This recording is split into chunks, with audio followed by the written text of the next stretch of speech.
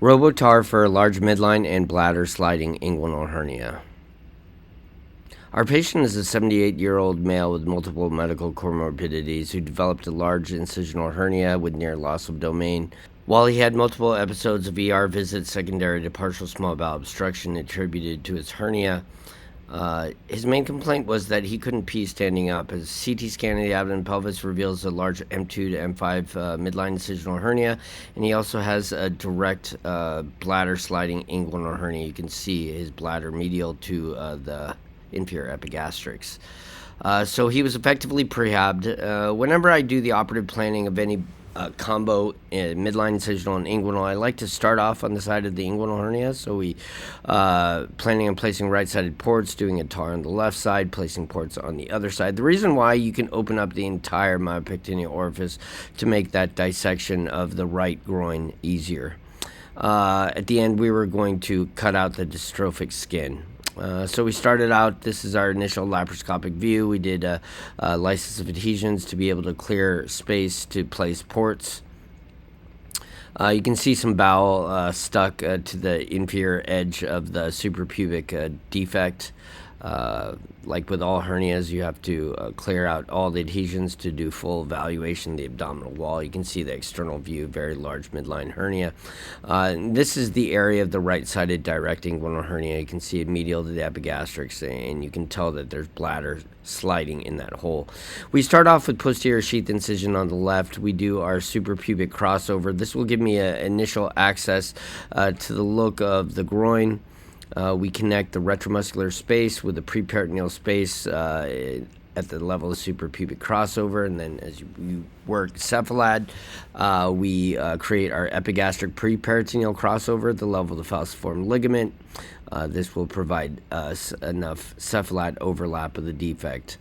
We dissect that peritoneum to expose the posterior sheath so we can connect the posterior retromuscular space with the preperitoneal space associated with the epigastric crossover. We then do retromuscular dissection to the EIT junction. You can see here with identification of the neurovascular bundles. Here's in the lower abdomen with that subepigastric fat pad. You can see the neurovascular bundles marking out the area of the EIT junction. This is below the arcuate line now. Successfully connecting the retromuscular space on the patient's left side with a suprapubic crossover. This is entering into zone 3 of the myopectineal orifice, seeing the vas, the vessels, entering into the internal ring as the spermatic cord. Here's zone 2 dissection into the space of retzius. I'm not pre-transversalis here, and which is why you can't have full visualization of the bone, but we did isolate the pubic bone. Here is the retromuscular dissection, lower abdomen. You see the posterior sheath, the arcuate line. Below that's transversalis fascia. You see the neurovascular bundles pointing towards the head, coming off the epigastrix, marking off the EIT junction, and then that must mean that that is the left rectus. Again, I like to work with my residents in showing them anatomical, subtle anatomical landmarks to be able to orient them in space. We start with bottoms up, digging a retroperitoneal cave at the level of space of Bogros, creating that V, and then starting our TAR, incising the aponeurotic portion of the TA medial to neurovascular bundles and medial to the EIT junction. As you can see here, this is another consistent nuance landmark where you lose that preperitoneal fat. That always occurs at the level of the umbilicus. Here you can see going bottoms up, you tend to go lateral towards the retroperitoneal fat, cephalad, and then medial, dissecting the posterior elements off of the lateral posterior sheath. And then we start, as we going up the abdomen, start dividing the muscular fibers of the TA. Usually with my TARs, I like to do multiple different ways with the resident. This is the top-down approach. We're doing preperitoneal dissection, similar to the bottoms-up.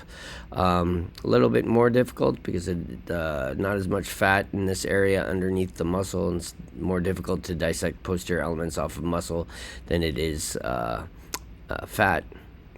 Here you can see the anatomy of the upper abdomen with the pars caustalis, dissected posterior elements, and the transversus abdominis inserting at the level of the costal margin. That's the sentinel fat that underlies the diaphragm, the pars caustalis here. Usually I like my residents to be able to, again, do multiple ways of performing the same technique. This is essentially Madrid tar. I'm cutting medial to the fibers. Up until this point, I'm actually cutting muscular fibers. I honestly don't think that there's a difference whether you cut the aponeurosis or the muscle.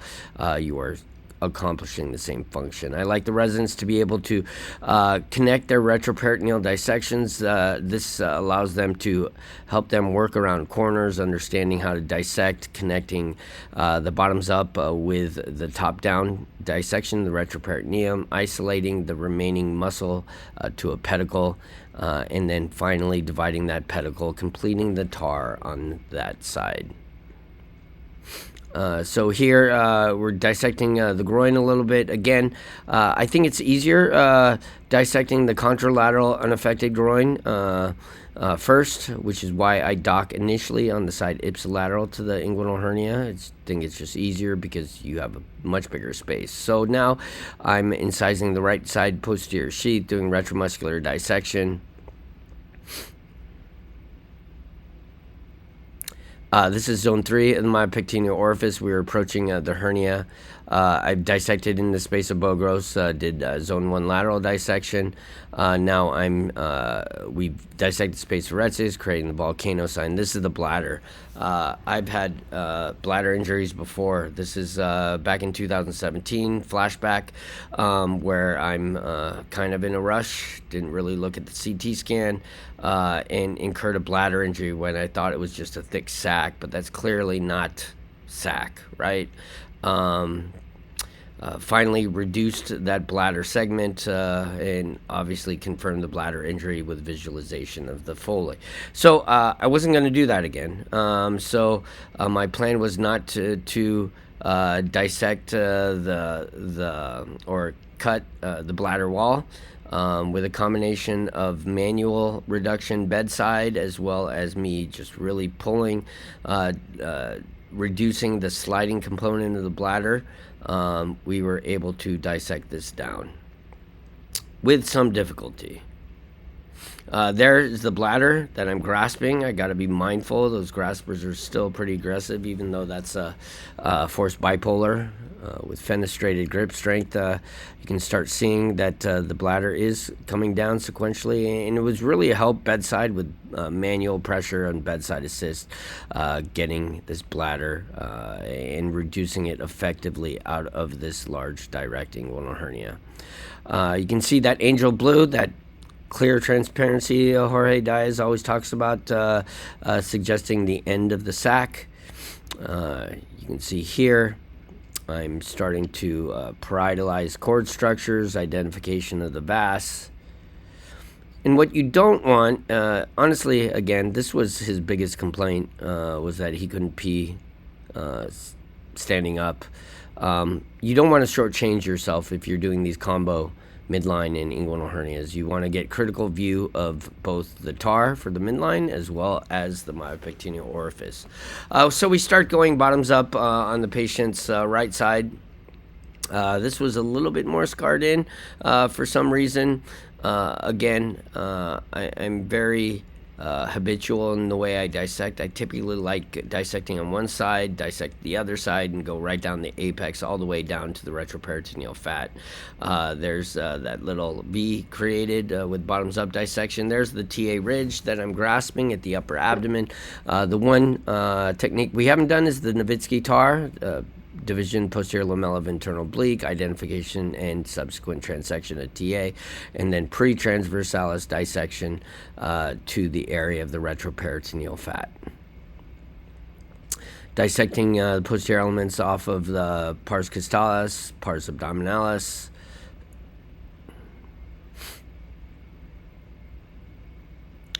And then doing retrosternal dissection as well.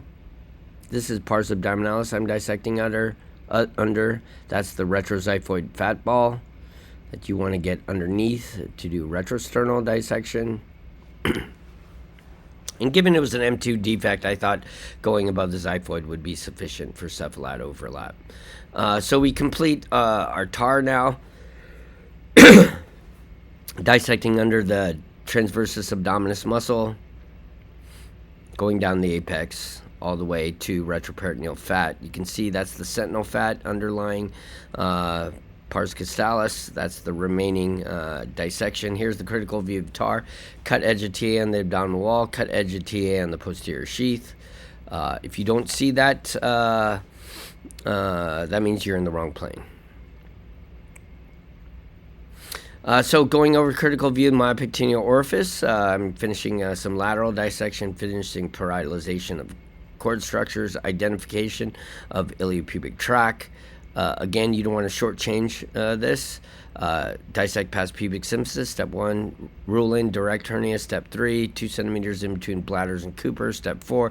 Rule out femoral, step 5. Adequate posterior parietalization of cords, step 6. Rule out cord lipoma, the identification iliopubic tract, step 7. Dissect lateral and posterior to ACES, step 8. No fixation in triangle of doom or pain. So we closed the posterior sheath. My plan the whole time was to resect that dystrophic skin. So we're going to close the posterior sheath. I thought it was going to be easier to place this mesh robotically in the groin. This is a 13 by 20 centimeter. This is the new ProGrip Advance, which really works well. I am a consultant for Medtronic. I don't ever really boast about mesh. This is easier than it former ProGrip constructs, and this is polypropylene as well. So we do an explore. We actually open up the abdomen, planned dissection to cut out the skin. I chose a 30 by 45 centimeter sheet of periatine, which would reinforce the midline. We did figure of 8 closures of the midline with PDS, as you can see here, and then we eventually cut out the skin.